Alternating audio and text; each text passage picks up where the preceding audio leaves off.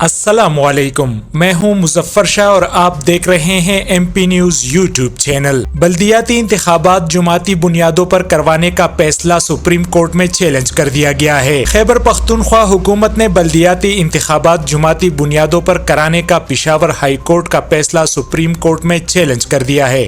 خیبر پختونخوا حکومت نے بلدیاتی الیکشن کا پہلا مرحلہ غیر جماعتی بنیاد پر کروانے کا قانون بنایا تھا، جس کو سابق وزیر اعلیٰ اکرم درانی سمیت دیگر اراکین اسمبلی نے پشاور ہائی کورٹ میں چیلنج کیا تھا۔ ترجمان خیبر پختونخوا حکومت کامران بنگش کے مطابق پہلے مرحلے میں 15 دسمبر کو گاؤں و گرد و نواح کی سطح پر، جبکہ دوسرے مرحلے میں 25 مارچ 2022 کو تحصیل کی سطح پر انتخابات کروائے جائیں گے۔ پشاور ہائی کورٹ نے غیر جماعتی بنیاد پر الیکشن کروانے کی شق کو کالعدم قرار دیتے ہوئے الیکشن کمیشن کو جماعتی بنیادوں پر الیکشن کروانے کا حکم دیا تھا۔ پشاور ہائی کورٹ کے لارجر بینچ نے مختصر فیصلے میں حکم دیا تھا کہ خیبر پختونخوا بلدیاتی انتخابات میں ولیج اور نیبرہڈ الیکشن سیاسی بنیادوں پر کروائے جائیں۔ اس فیصلے کو خیبر پختونخوا حکومت نے سپریم کورٹ میں چیلنج کرتے ہوئے سپریم کورٹ سے پشاور ہائی کورٹ کا فیصلہ کالعدم قرار دینے کی استدعا بھی کی۔ پختونخوا حکومت کی جانب سے دائر کی گئی درخواست میں موقف اختیار کیا گیا ہے کہ پشاور ہائی کورٹ کے فیصلے سے قانون میں ابہام پیدا ہوا ہے، لہٰذا supreme court Peshawar high court کا فیصلہ کالعدم قرار دے۔